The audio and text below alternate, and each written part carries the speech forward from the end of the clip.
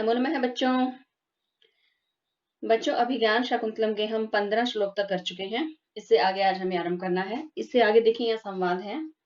यहाँ वर्णन चल रहा था।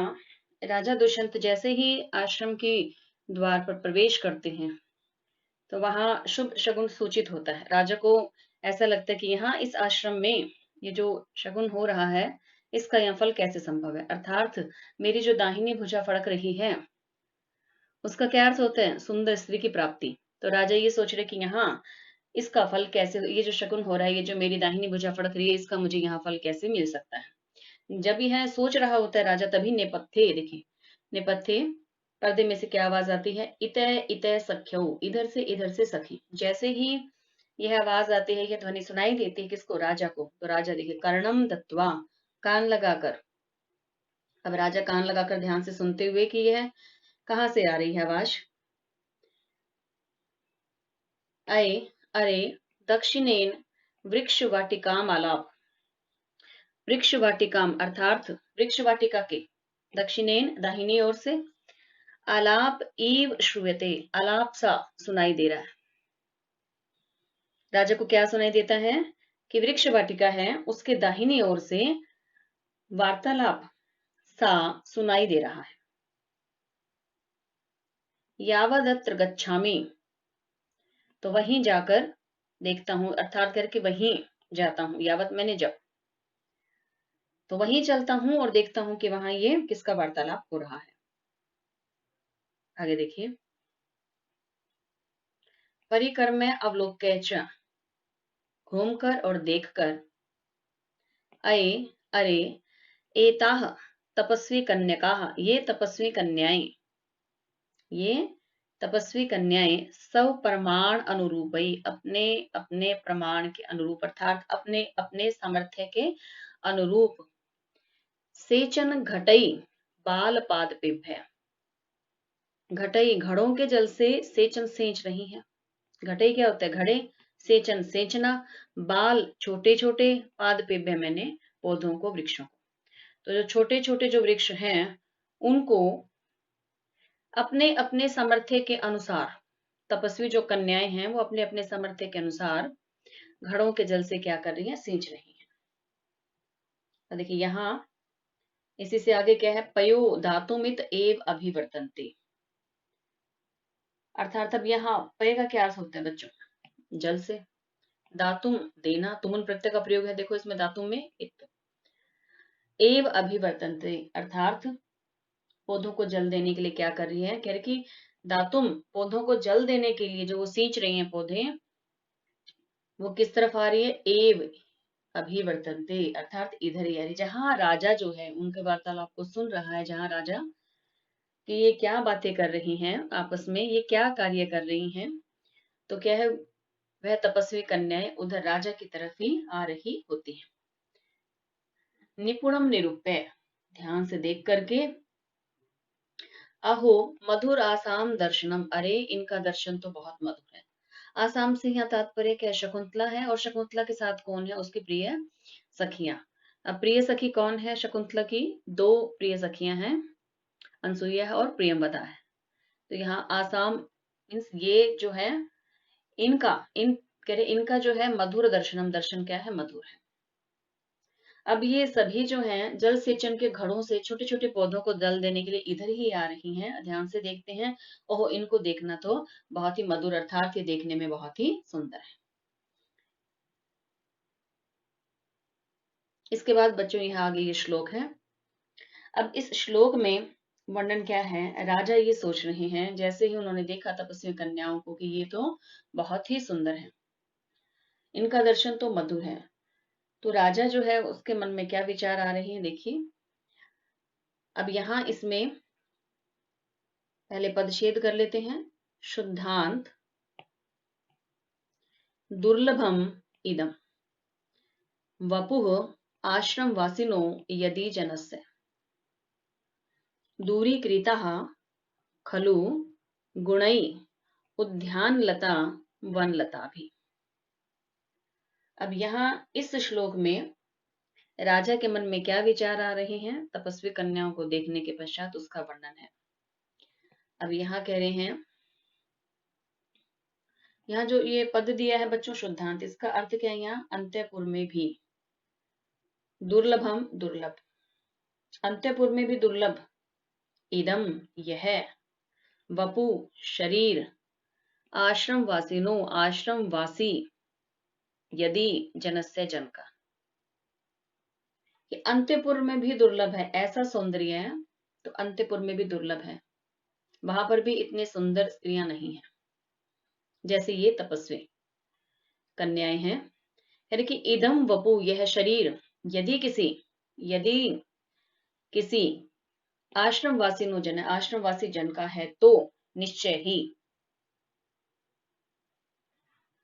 दूरी क्रीता, दूर कर दी गई हैं, खलु का क्या अर्थ? निश्चय ही दूर कर दी गई हैं, गुणई गुणों में, उद्यान लता, जो उद्यान की जो लताएं हैं उनके द्वारा। अब देखिए यहाँ पर उद्यान की लताओं को और वन की लताओं को किन को कहा गया है? कह रहे कि निश्चय ही वह उद्यान की जो लताओं को किसने मात दे दी? वन लता भी, वन की लताओं के द्वारा। तो बच्चों यहाँ यह जो वन लता भी, ये क्या है? वन से यहाँ तात्पर्य के आश्रम में रहने वाले, इस वन में रहने वाली जो लताएं हैं वो कौन है? तपस्वी कन्याएं। तो यहाँ पर यह जो पद आया है वन की लताओं के लिए, यह आया है तपस्वी कन्याएं। और यह उद्यान जो लता है यह क्या है? अंत्यपुर की स्त्रियां। देखिए इसे ये और स्पष्ट लिखें बच्चों तो आपको ये समझ आ जाएगा ये क्या है। देखिए अंत्यपुर की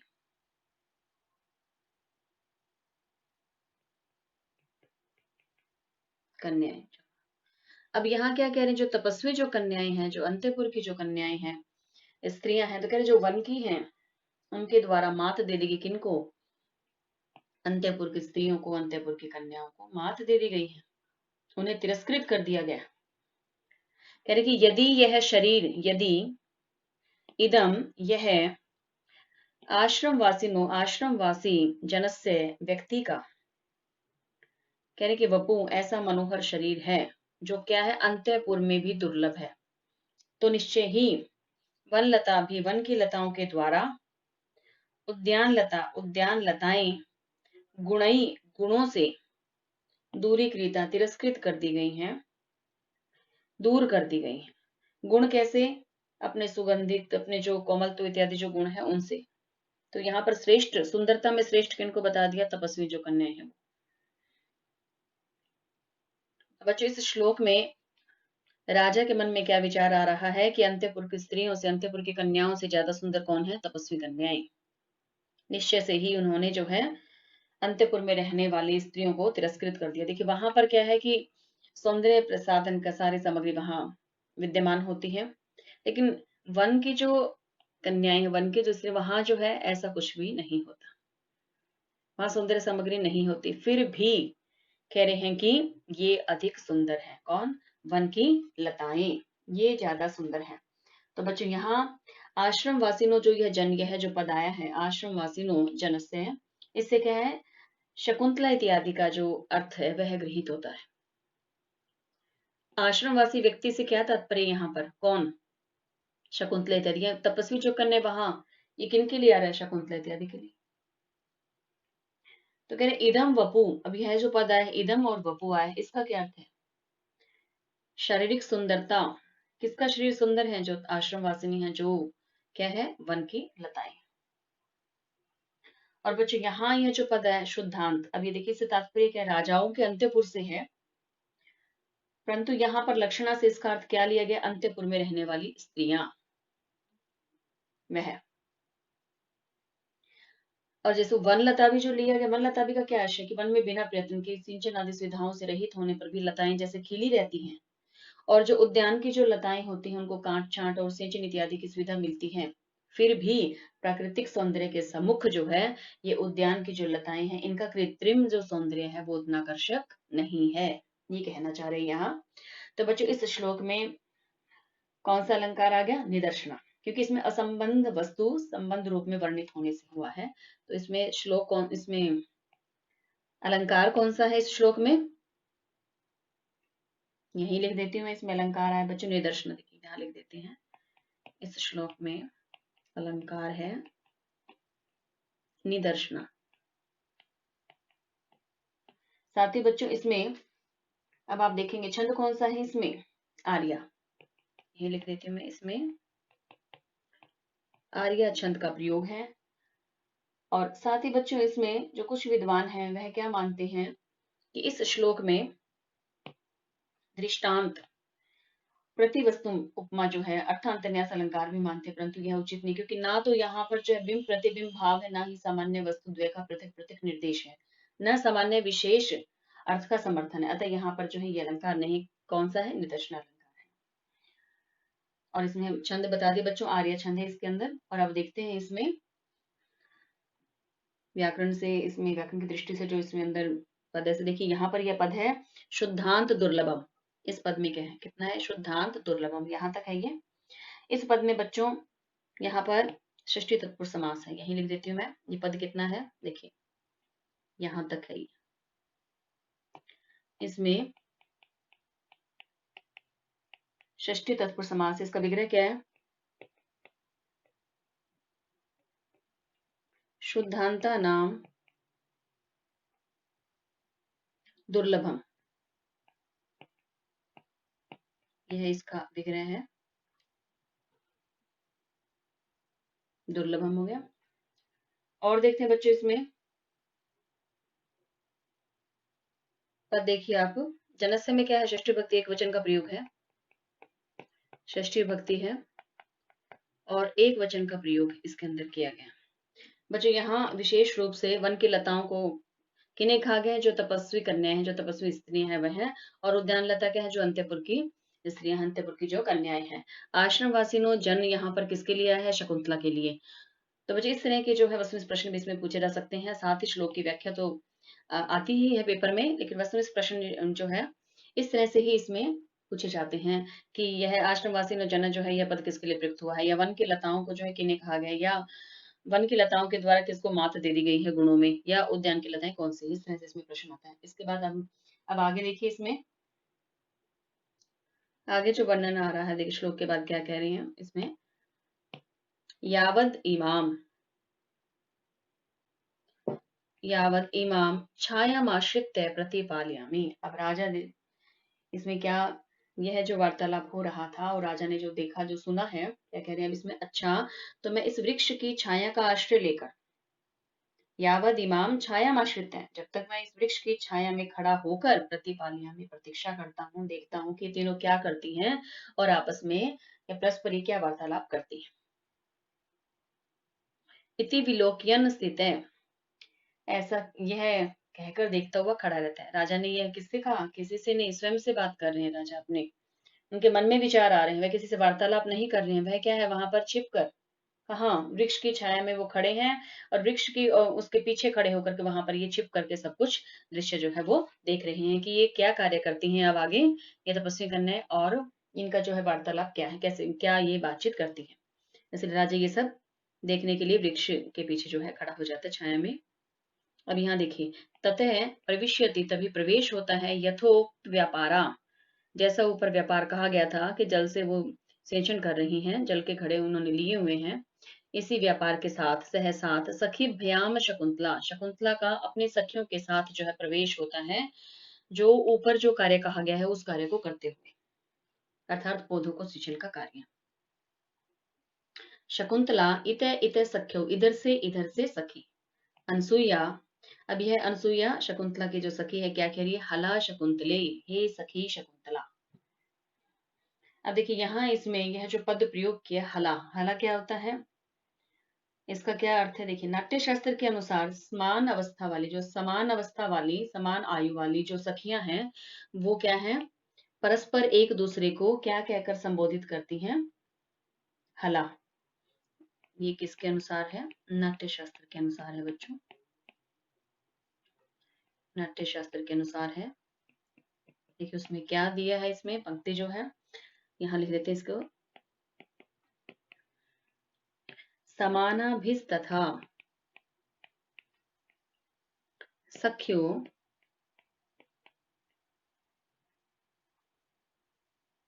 आगे इसमें क्या, हला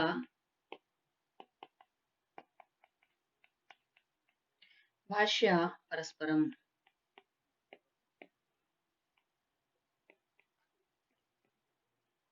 तो बच्चों इसका क्या अर्थ है कि जो समान अवस्था वाली जो सखियां हैं वो क्या है, परस्पर आपस में क्या करती हैं, हला भाष्या, हला कहती है, हला का प्रयोग करती है। नाट्य शास्त्र के अनुसार है यह। तो अनसुईया जो शकुंतला की प्रिय सखी क्या कह रही है, हला शकुंतले, कि अरे शकुंतला। हला का अर्थ क्या होता है, अरे या ओ, संबोधन हेतु होता है बच्चों ये, कि अरे शकुंतला। इसमें कह रहे कि त्वतो अपि, देखिए आगे जो पंक्ति है, त्वतो अपि तात काश्यप अस्या आश्रम वृक्षा, आश्रम वृक्ष का प्रियतरा इति तर्कयामि। अब यहाँ इसमें क्या कह रहे हैं कि हे सखी शकुंतला, मैं समझती हूँ कि जो पिता काश्यप, तात काश्यप, पिता काश्यप अर्थात महर्षि कर्ण, महर्षि कर्ण का ही दूसरा नाम क्या है बच्चों, काश्यप है। ये देखिए जो नाम आया है यह किसका है, यह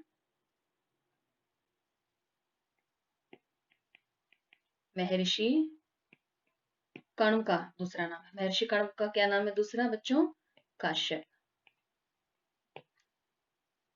इसका ध्यान रखना बच्चों, यह नाम क्या काश्यप है।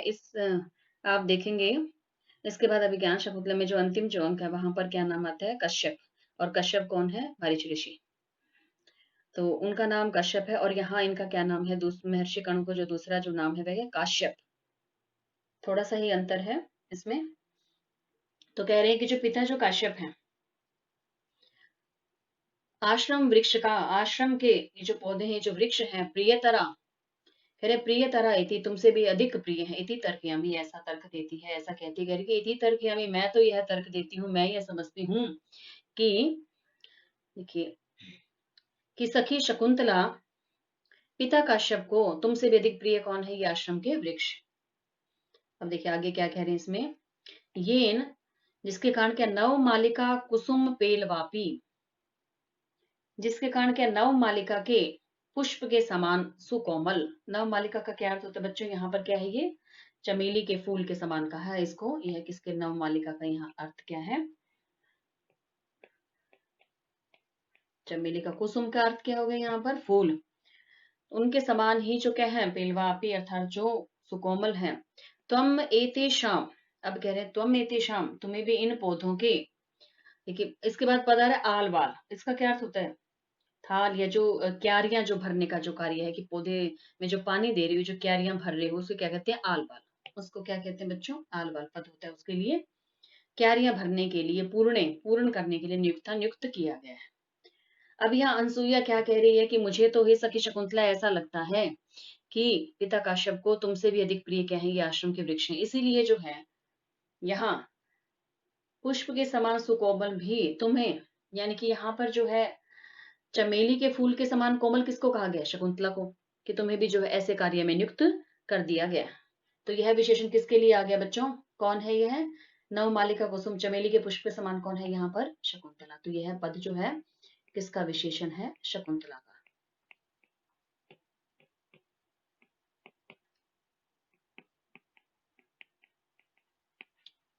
इसके बाद आप आगे देखिए, शकुंतला न केवलम तात नियोगे, न केवल तात नियोग, अर्थात आप क्या कह रहे थे, केवल पिता की आज्ञा ही नहीं, अस्ति में सोदर स्नेह अप्यतेषु, एतेषु इन पर मेरा भी सोदर स्नेह अस्ति, मेरा भी क्या है इन पर, पौधों पर सहोदर जैसा स्नेह। इति वृक्ष सेचनम रूप्यति, ऐसा कहकर पौधों को सींचने का अभिनय करती है। देखिए आगे, राजा कथम इयम सा कण्व दुहिता, अब राजा ने क्या सोचा मन ही मन के, तो यह जो है क्या, यही वह कर्ण पुत्री शकुंतला है, कण्व दुहिता, कर्ण की पुत्री शकुंतला है। असाधुदर्शी, असाधुदर्शी यह किसके लिए पद प्रयुक्त हुआ है, महर्षि कर्ण के लिए, कि वह तो बहुत ही क्या है, विवेकहीन है। खलु निश्चय ही, असाधुदर्शी है कौन, महर्षि कर्ण। तत्र भवान काश्यपो, अब क्या कहना देखिए, जो उन्होंने, काश्यप ने क्या कि यह इस शकुंतला को इमाम आश्रम धर्म में, इमाम अर्थात इन आश्रम के धर्म कार्यों में क्या कर दिया है, नियुक्त कर दिया है। तो निश्चय से ही जो महर्षि कर्ण है, जो काश्यप, वो क्या है, असाधुदर्शी है, विवेक से रहित है। ऐसा कौन सोच रहा है? ये राजा। बच्चों इसके बाद ये अगला श्लोक आता है। अब इसमें देखिए क्या कह रहे हैं, इसकी पंक्ति एक नीचे है। इस श्लोक में बच्चों अब यहाँ राजा ने जैसे ही देखा कि शकुंतला को तो यह जो कार्य दिया गया है यह शकुंतला के अनुरूप नहीं है, तो यहाँ अब क्या कह रहे हैं देखिए, इदम किल अव्यास मनोहरम वपु। अब यहाँ देखिए जो मनोहरम वपु है यह किसके लिए है? शकुंतला के लिए। पहले इसका पच्छेद कर लेते हैं। इदम किल अव्यास मनोहरम वपुः तपः शमम साधितुम य इच्छति। अब यहाँ इसका देखिए क्या अर्थ है कि जो मनोहरम वपु सुंदर शरीर को, किसका सुंदर शरीर है? शकुंतला का। कि सुंदर कोमल, सुंदर है जो कोमल है, ऐसे वपु ऐसे शरीर को अर्थात शकुंतला के शरीर को तपह शमम तपस्या के योग्य, साध्य तुम साधने की, बनाने की, यह जो इच्छति इच्छा करते हैं। अब देखिए यहाँ पर यह जो पद है यह क्या है? यह किसके लिए आ गया? महर्षि कण्व के लिए यह पद है, महर्षि कण्व के लिए। यह जो महर्षि अव्याज मनोहरम, अव्याज का क्या अर्थ है? स्वभाव से ही जो सुंदर है। अव्यास मनोहरम जो स्वभाव से सुंदर है, ऐसे वपु इदम वपु, इदम वपु अर्थात इसके शरीर को, इस शरीर को, किसके? शकुंतला के शरीर को तपे शमम तप के योग्य, साध्य तुम इच्छति बनाने की इच्छा करते हैं। कह कि जो ऋषि स्वभाव से ही सुंदर, अव्यास मनोहरम इदम वपु, स्वभाव से सुंदर इस शकुंतला के शरीर को तपस्या के योग्य बनाने की इच्छा रखते हैं। देखिए अब आगे क्या कह रहे हैं इसमें, ध्रुवम निश्चय ही स वह, स कौन? महर्षि कण्व। नीलो उत्पल पत्र धारिया, नीलो उत्पल यहाँ पर ये पद बच्चों इसका क्या अर्थ है? नील कमल, पत्र पत्ते की, धारिया धार से, नील कमल के, नील कमल के पत्ते की धार से, पत्ते के अग्रभाग से, शमीलताम शमीलता को, छेतुम काटने के लिए, काटने का, ऋषि व्यवस्यति। अब देखिए इसमें पद छेद पहले कर लेते हैं। छेतुम काटना, ऋषि व्यवस्यति, व्यवस्यति में जो प्रयत्न कर रहे हैं, प्रयास कर रहे हैं। अब इसमें क्या कह रहे हैं आगे कि अब कह रहे ध्रुवम निश्चय ही स वह महर्षि कर्ण निश्चय ही क्या करे? नील कमल के पत्ते की धार से शमीलता को काटने का प्रयत्न कर रहे हैं। कौन? वह ऋषि अर्थात महर्षि कर्ण। यहाँ पर यह जो पद है ऋषि, यह किसके लिए? महर्षि कर्ण के लिए। और इससे देखिए आप ऊपर यह था यह का क्या अर्थ? जो, क्या है? जो महर्षि कर्ण। और यही जो है यहाँ पर ये जो क्या नाम दिया है? ऋषि, इसका क्या अर्थ है? यह जो है कर्ण के लिए प्रयुक्त है बच्चों, महर्षि कर्ण। अब देखिए इस श्लोक में यहाँ पर कह रहे कि शकुंतला का शरीर कैसा है? अव्याज मनोहरम है। यह विशेषण किसके लिए आ गया? अव्याज मनोहरम, शकुंतला के लिए। स्वभाव से ही सुंदर है जिसका शरीर, ऐसे शरीर को महर्षि कण्व क्या करना चाहते हैं? तपस्या के योग्य बनाना चाहते हैं। क्योंकि पौधों को सिंचन का जो कार्य कर रहे हैं, इससे तो यही प्रतीत होता है कि वह तपस्या के योग्य बनाना चाहते हैं शकुंतला के शरीर को। और फिर कह रहे हैं कि वह निश्चय ही नील कमल के पत्ते की धार से शमीलता को काटने का प्रयत्न कर रहे हैं, कि यह तो वैसा ही है जैसे शमीलता को काटा जाना है नील कमल के पत्ते की धार से। तो बच्चों यहाँ नील कमल कौन है? नील कमल के पत्ते की धार कौन है? यहाँ पर शकुंतला। यह किसके लिए प्रयोग हुआ है? शकुंतला के लिए। और यहाँ जो शमीलता है यह क्या है? तपय का जो कार्य है, तपस्या का जो कार्य है वह क्या? शमीलता। क्या तप का जो कार्य तो वो कैसा होता है? कठोर। शमीलता कैसी होती है? कठोर। नील कमल कैसा होता है? कोमल। शकुंतला कैसी है? कोमल। देखिए शमीलता क्या है यहाँ पर? कठोर। यहाँ क्यों कठोर जो है प्रयुक्त किया गया? कैसे कठोर होती है इसमें? आप जानते होंगे कि जो शमी जो वृक्ष है उसको अग्निगर्भ कहते हैं। शमी जो वृक्ष होता है उसको अग्निगर्भ कहा जाता है बच्चों। उसकी लकड़ी को रगड़ने पर क्या? अग्नि उत्पन्न होती है, इसलिए उसको कहते हैं कि इसके गर्भ में अर्थात इसके अंदर तो अग्नि है और ये अत्यधिक कठोर होता है। अब इसमें जो है किन्हीं स्थानों पर बच्चों यहाँ पर ये जो शमीलता है पद, इसकी स्थान पर जो है सम्मिलताम भी पद प्रयुक्त होता है। देखिए यह जो है अन्य जो कवियों के द्वारा जो इसमें लिखा गया है वह पद, अन्य पद क्या मिलता है। देखिए स मल्ली ताम, यह भी, इसका क्या अर्थ है, शमीलता, यह पद भी प्रयुक्त होता है। तो यहाँ देखिए महाकवि कालिदास जी ने शमीलता क्यों ली, क्योंकि वह कठोर होती है। तपस्या का कार्य कैसा है, कठोर है। और शकुंतला के लिए यहाँ क्या प्रयुक्त किया गया, नील कमल के पत्ते की धार से। नील कमल का पत्ता क्या होता है, कोमल होता है। तो यहाँ शकुंतला के नव मालिका के समान सुकोमल शरीर से तपस्या जैसे कठोर कार्य को करवाने वाले महर्षि कर्ण जो है वो क्या अदूरदर्शी हैं। मैं तो क्या कार्य कर रहे हैं, मैं तो ऐसा कर रहे हैं जैसे नीलकमल के पत्ते की कोमल धार से शमी वृक्ष की जो कठोर शाखा होती है, जो कठोर जो लता होती है, उसको काटने का प्रयत्न कर रहे हैं। तो यह क्या है, कार्य असंभव है, जो नहीं हो सकता। ऐसा कार्य कौन कर रहे हैं, इसमें महर्षि कर्ण। तो बच्चों अब इसमें देखते हैं, यहाँ व्याकरण की दृष्टि से पहले इसमें देख लेते हैं। यहाँ बच्चों एक तो इस श्लोक में यह जो पद है अव्याज मनोहरम, देखिए यह जो पूरा पद है अव्याज मनोहरम, इसमें इसके अंदर क्या है बच्चों, यही लिख देती हूँ मैं, अव्याजेन मनोहरम।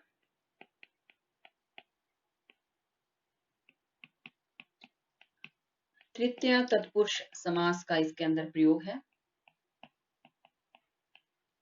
अब साथ ही बच्चों इसमें यहाँ तो तृतीय तत्पुरुष समास है, अव्याजेन में क्या तृतीय भक्ति लगी है। इसके बाद आप इसमें देखिए यहाँ क्या कह रहे हैं, साधितुम, यह जो पद है साधितुम क्या होता है, साधना, योग्य करना, बनाना। तो इसमें यहाँ पर क्या है, इस पद में साध जमा निच, जमा क्या है, तुमुन, यह है इसके अंदर तुमुन प्रत्यय का प्रयोग करें साधने के लिए, बनाने के लिए, साधने के लिए या बनाने के लिए बच्चों। और साथ ही जो पद है किल, इसका क्या अर्थ होता है, देखो ये जो किल जो यह पद है यह क्या है, अरुचि या खेद सूचक अवयव है, कि अत्यंत खेद है कि वह ऋषि ऐसा कार्य कर रहे हैं। देखो ये किल जो है इसमें रह गया एक पद, इसका क्या अर्थ है बच्चों, अरुचि या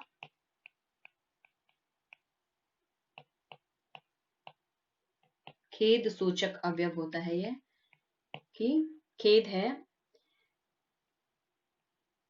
कि महर्षि कर्ण जो है ऐसा कार्य कर रहे हैं, अत्यंत ही खेद का विषय, खेद की बात है बच्चों। इसके बाद अब देखते हैं, यहाँ देखिए अब इस पंक्ति में क्या है, इसमें सबसे पहले हम इसके अंदर क्या लेते हैं, पद आया है व्यवस्थित। देखिए क्या है, इस पद में क्या है बच्चों, व्यवस्थिति में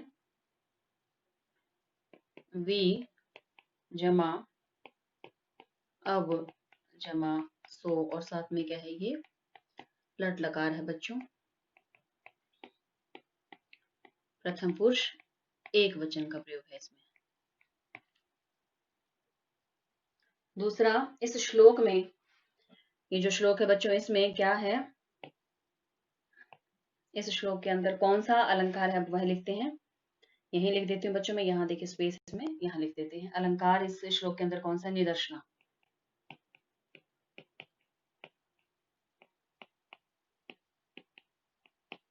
एक तो इस श्लोक में निदर्शना अलंकार है क्योंकि इसमें असंबंध वस्तु का क्या है, संबंध रूप दिखाया गया है। दूसरा इसमें जो यह बच्चे ध्रुवम का जो उपयोग इसमें यहाँ किया गया है, प्रयोग किया गया, उससे क्या है यहाँ पर कि निश्चित ही वह है, तो यह क्या है, उत्प्रेक्षा अलंकार भी जो है दर्शित होता है बच्चों। इसके कारण ध्रुवम पद से है बच्चों, यह केवल देखिए यहाँ मेरे ध्रुवम के प्रयोग से, देखिए ये है वो ध्रुवम, इसके प्रयोग से यहाँ पर कौन सा अलंकार है बच्चों, उत्प्रेक्षा।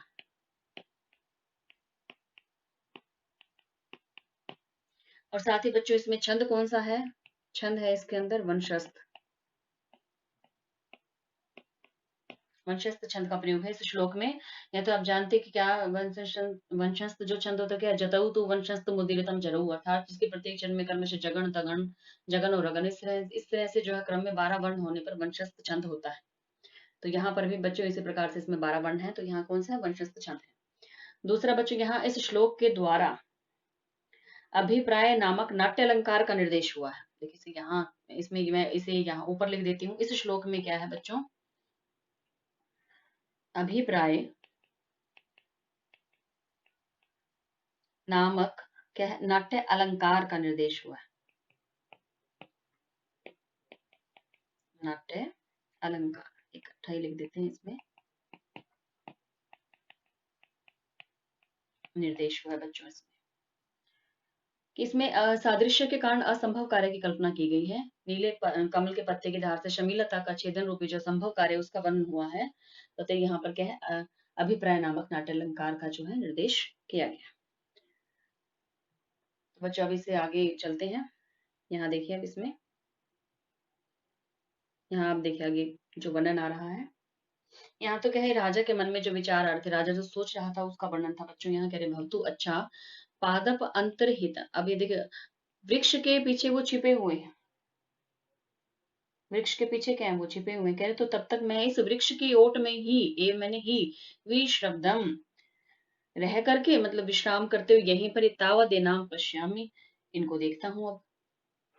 तो इस वृक्ष के पीछे ही मैं छिपा रहता हूँ और इनको जो है अब देखता हूँ, विश्वास पूर्वक इनको देखता हूँ ये क्या कार्य करते हैं। इति तथा करोति, यह कहकर वह राजा जो है वैसा ही करता है। अब देखिए आगे है, शकुंतला कह रही कि सखी अनसुये, ये सखी अनसुईया अति पिन्नधेन वलकलेन, यानी कि अत्यधिक कसे गए वलकल के द्वारा, वलकल से प्रियम वंद्या के द्वारा, प्रियम वदा के द्वारा। प्रियम वदा कौन है, यह किसका नाम है, सखी शकुंतला की जो दूसरी सखी उसका क्या नाम है, प्रियम वदा, और एक का नाम क्या है, अनसुईया। तो कह रहे कि प्रियम वदा के द्वारा अत्यधिक कसे गए वलकलेन, वलकल से नियंत्रिता अस्मि, मैं क्या है बंद गई हूँ, अर्थात मुझे इससे पीड़ा हो रही है। शिथिल्य तावा देते, तो इस थोड़ा ढीला कर दो। अनसुईया तथा वैसा ही करती है। इति शिथिलियति, और वह उसे ढीला करती है। प्रियमवदा सहासम, अब यहाँ देखिए हंसी के साथ। अत्र यहाँ पयोधर विस्तारित्र, पयोधर विस्तारित्र का क्या अर्थ है यहाँ पर, कि अपने पयोधरों को, उनके विस्तार के कारण, अपने स्तनों के विशाल होने के कारण ही आत्मनो अपने यौवनम उपालंभस, अपने यौवन को उल्हाना दो। कहने कि इस संबंध में तो तुम अपने पयोधरों के विस्तारित रूप के कारण जो है अपने यौवन को उल्हाना दो। माम किम, कह रही है कि मुझे क्यों उपालंब से उल्हाना दे रही हो, मुझे क्यों उल्हाना दे रही हो, अपने यौवन को उल्हाना दो। राजा कामम अनुरूपम अस्य वपुषो वलकलम न पुनः अलंकार श्रियम न पुष्यति कुतः, क्योंकि अब देखिए यहाँ अब क्या कह रहे हैं इसमें, राजा कामम भले ही, अनुरूपम अनुरूप, यानी कि अन अनुरूपम जो अनुरूप नहीं है, अस्य इसके, वपुषो शरीर के, वलकलम यह वलकल, यद्यपि ये जो वलकल है, ये जो वलकल वस्त्र है इसके शरीर के क्या है, अनुरूप नहीं है, फिर भी कह रहे कि पुनः फिर भी अलंकार श्रियम, अलंकार सदृश शोभायमान नहीं कर रहा है, ऐसी तो बात नहीं है। न पुष्यति, नहीं कर रहा है ऐसी बात नहीं, अर्थात वलकल से भी यह, इसकी जो सुंदरता है वह दिखाई दे रही है, इसकी शोभा बढ़ ही रही है। किसके कारण, वलकल वस्त्र के कारण है। कुतः, क्योंकि अब देखिए यहाँ आगे जो वर्णन आता है वह बच्चों ये श्लोक है, यह श्लोक, इसमें हम यहाँ से इसे आरंभ करते हैं। देखिए मैं थोड़ा बड़ा कर देती हूँ ताकि आपको स्पष्ट समझ आ जाए। ये देखिए इसकी पहली पंक्ति में क्या है, अब यहाँ इस श्लोक में राजा के द्वारा जो सोचा गया है, जो विचार आए हैं राजा के मन में, देखिए वह है, पहले तो यह विचार आया राजा के मन में कि वन की लताओं के द्वारा उद्यान की लताओं को मात दे दी गई है। अब क्या विचार आ रहा है कि वलकल से भी जो है इसका सौंदर्य कम नहीं हो रहा, अपितु इसकी शोभा बढ़ ही रही है। अब आगे देखिए इसमें यहाँ दुष्यंत जो है वलकल वस्त्र को धारण किए हुए जो शकुंतला है उसको देखकर मन में क्या सोचते हैं, उसका वर्णन है बच्चों। यहाँ की सरसिज अनुविद्धम, यहाँ उदाहरण लिए हैं, सबसे पहले किसका लिया है, सरसिज, कमल का। कमल जो है सरसिजम अनुविद्धम, देखिए इसका पहले परिच्छेद कर लेते हैं, सरसिजम है अनुविद्धम शैवले न अपि रम्यम। शैवले क्या होती है बच्चों, क्या है यहाँ, शैवाल, काई, अपि भी, रम्य मैंने सुंदर, कौन, सरसिजम कमल, अनुविद्धम घिरा हुआ, कि शैवले काई से, अनुविद्धम घिरा हुआ, अपि भी, सरसिजम रम्यम, कमल जो है वो सुंदर लगता है। अब यहाँ इसमें कह रहे हैं कि शैवाल से भी आच्छादित, काई से भी घिरा हुआ जो सरसिजम है, जो कमल है, वह क्या है, सुंदर लगता है। तो यहाँ पहला जो उदाहरण किसका हो गया, कमल का। यहाँ किसका दे रहे हैं, कमल का। देखिए दूसरा क्या है, यहाँ पर मलिनम अपि, मलिन भी, कलंक भी, कलंक का अर्थ क्या है, दाग, जैसे चंद्रमा में क्या दाग होता है। तो कह रहे मलिनम अपि, यहाँ मलिनम अपि हिमांशु हो, लक्ष्म लक्ष्मीम तनोति, मलिनता से युक्त भी, हिमांशु, हिम का अंश अर्थात चंद्रमा, चंद्रमा कि जो चंद्रमा का जो मलिन होना है, चंद्रमा का जो क्या है, काला होना भी। अब देखिए लक्ष्म का क्या अर्थ है यहाँ पर, कलंक, लक्ष्मीम तनोति, उसकी शोभा को बढ़ाता ही है, कम नहीं करता है। कह रहे हैं जो मलिन जो कलंक है, मलिन लक्ष्म है, जो मलिन कलंक है, जो काला जो कलंक है, वो क्या है, चंद्रमा की, हिमांशु की, लक्ष्मीम तनोति, शोभा को बढ़ाता ही है, कम नहीं करता है।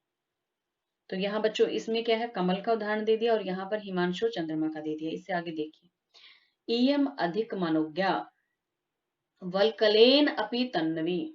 अब यहाँ क्या कह रहे हैं, इयम अधिक मनोज्ञा, इससे भी यह अधिक मनोज्ञ, अधिक सुंदर लग रही है, किससे, वल्कलेन अपि तन्वी, वल्कलेन अपि तन्वी, तन्वी यहाँ पर किसके लिए आया है, शकुंतला के लिए। यह जो शकुंतला है, यह जो क्या है, तन्वी है, यह और भी अधिक सुंदर लग रही है इन वल्कल वस्त्रों। तो ये क्या कह रहे हैं, इसमें वल्कल वस्त्र से भी यह कृशांगी, यह तन्वी, यह पतले अंगों वाली शकुंतला जो है, अधिक मनोज्ञा अर्थात अत्यधिक सुंदर लग रही है। ऐसा नहीं कि वल्कल वस्त्र धारण किए हुए तो वे सुंदर नहीं लग रही, नहीं। राजा सोच रहे यदि इसने नगर की स्त्री की भांति, अंतपुर की स्त्री की भांति यदि इसका जो है प्रसाधन किया जाए, इसके साथ सज्जा की जाए, तो यह और भी अधिक सुंदर लगे, क्योंकि यह तो वल्कल वस्त्रों में ही इतनी अधिक सुंदर लग रही है। जैसे काई से घिरा हुआ कमल भी सुंदर लगता है, जैसे मलिनता से युक्त चंद्रमा भी क्या है, अपनी जो शोभा है क्या है, उसको बढ़ाता है, ये कम नहीं करता। उसी प्रकार से वल्कल वस्त्र होने के बाद भी यह तन्वी, ये कृशांगी, या पतले अंगों वाली शकुंतला जो है अधिक मनोज्ञ, अधिक सुंदर लग रही है। अब आगे देखिए, इसमें कह रहे हैं किमीव ही मधुराणाम मंडनम न आकृति नाम, किमी भी, क्या ही क्योंकि, अब राजा के मन में क्या विचार है, क्योंकि मधुरा नाम, मधुर, आकृति नाम, आकृति वालों के लिए, किम एव न मंडनम, क्या वस्तु मंडित नहीं होती, क्या वस्तु आभूषण नहीं होती। अर्थात जिनकी आकृति मधुर है उनके लिए सारी वस्तुएं ही आभूषण होती है, सारी वस्तुएं के मंडन होती है, कि किसी भी प्रकार से जो है उन्हें मंडित कर दिया जाए, यदि आकृति सुंदर है तो वो सुंदर ही लगती है। अर्थात सुंदर आकृति, आकृतियों के लिए कौन सी वस्तु अलंकार नहीं होती, अर्थात सुंदर व्यक्ति के लिए सभी चीजें क्या है, शोभावर्धक ही बन जाती है। इसमें यहाँ यह कहना चाह रहे।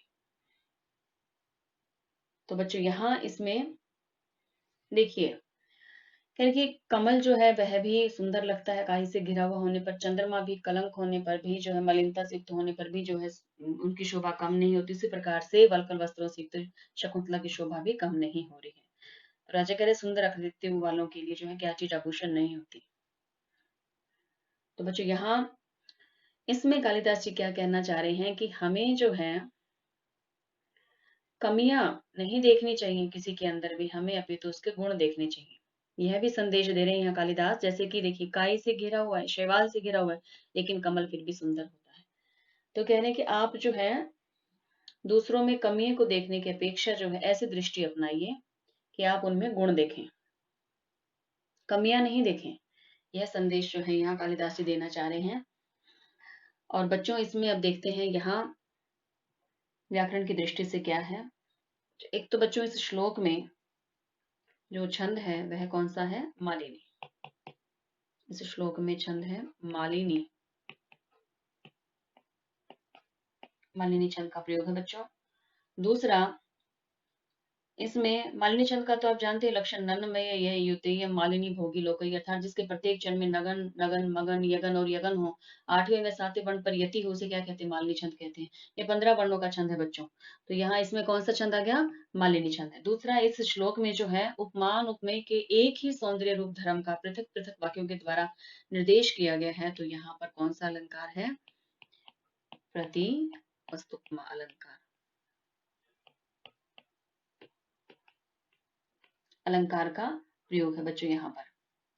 चतुर्थ जो चरण है इनका, देखिए यहाँ ये जो चौथा जो चरण है, इसमें क्या है? सामान्य कथन से विशेष कथन का समर्थन किया गया है बच्चों। अतः यहाँ पर क्या है? अर्थांतन्यास अलंकार है। किसमें? चतुर्थ चरण में। अब देखिए यहाँ चतुर्थ चरण में क्या है? कौन सा अलंकार है यहाँ पर? अर्थांतन्यास।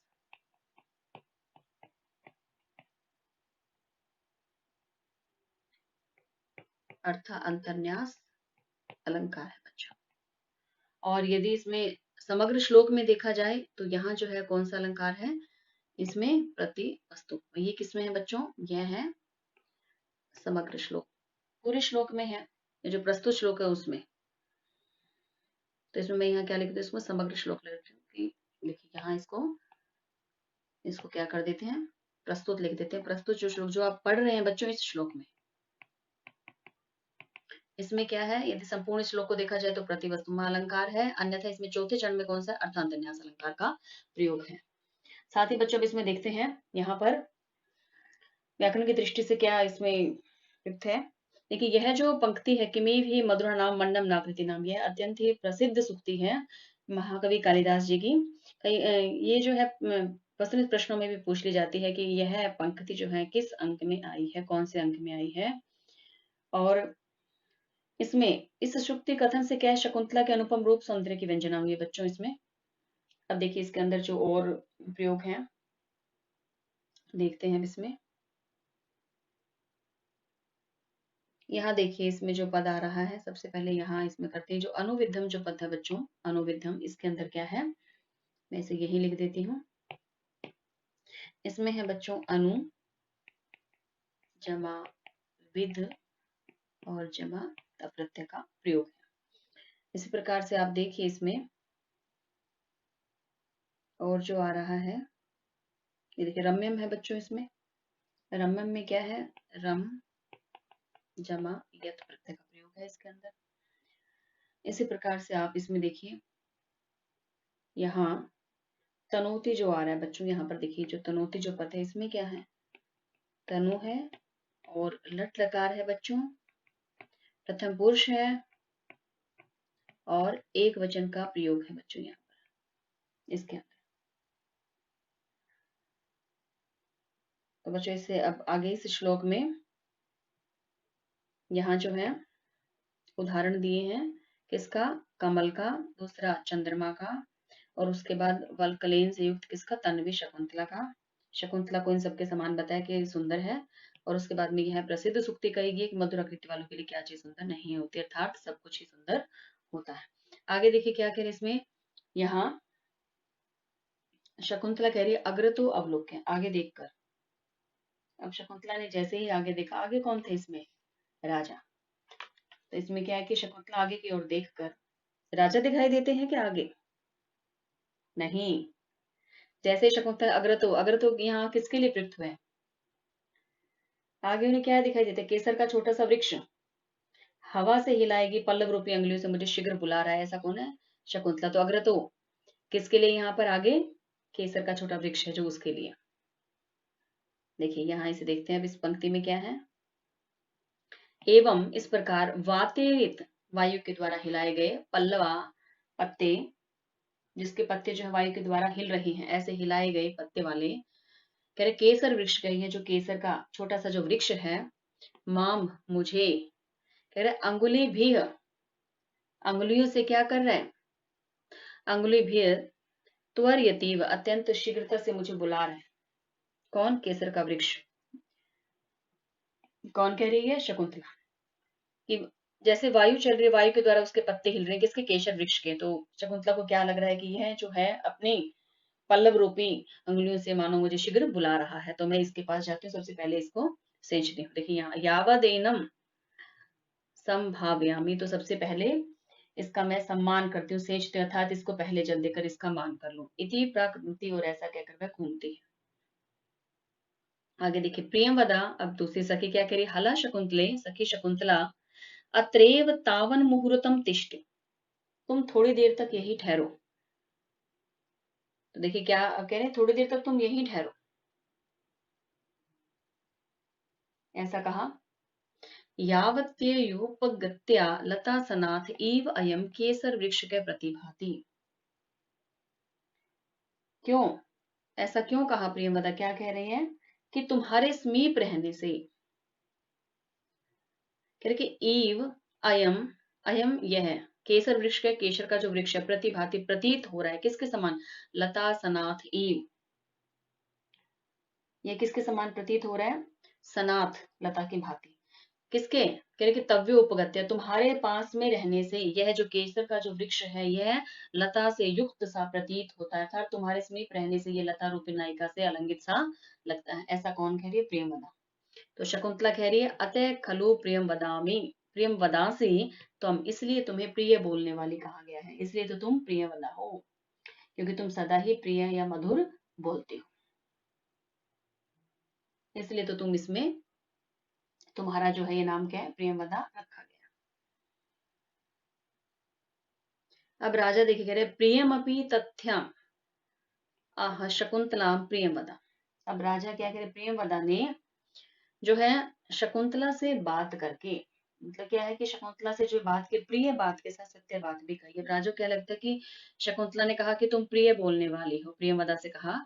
राजा इन दोनों के बात को सुन रहा है, इन दोनों के वार्तालाप को, तो राजा अपने मन में क्या सोच रहा है कि प्रियवदा ने शकुंतला से जो यह बात कही है, प्रिय बात के साथ बोलने वाली, यह क्या सत्य ही है, सत्य ही है यह बात।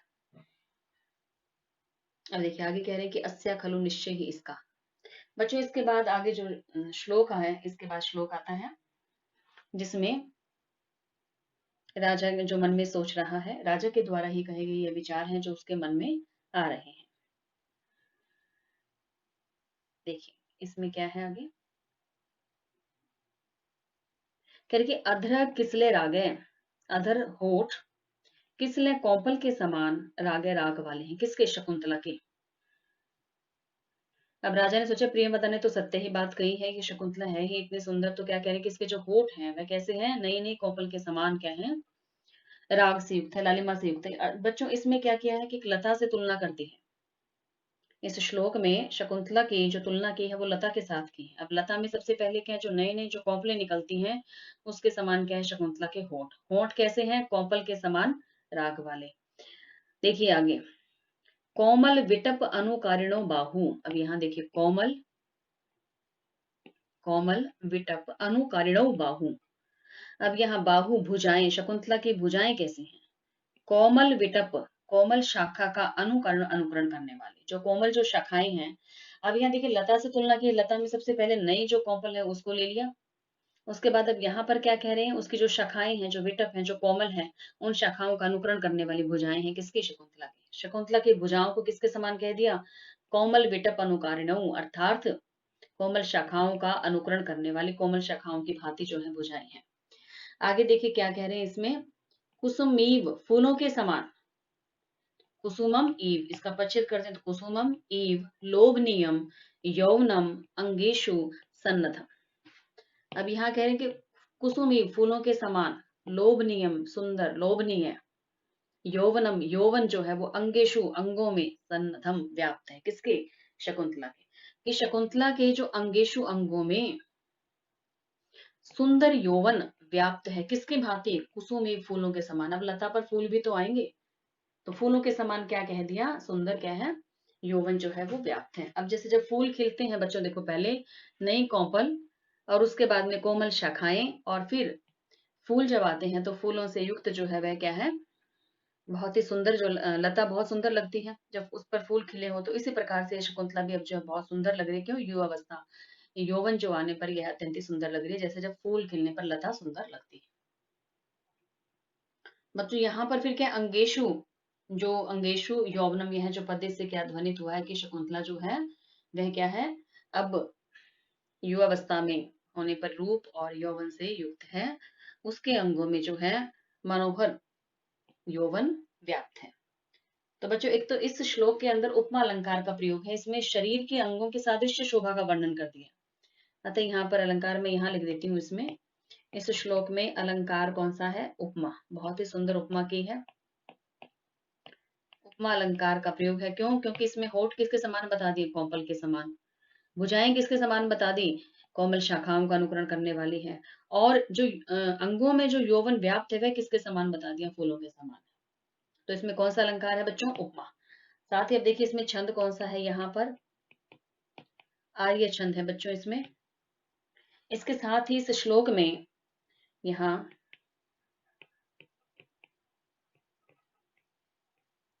पदोच्चय, यह क्या है, नामक ये नाट्यभूषण भी है।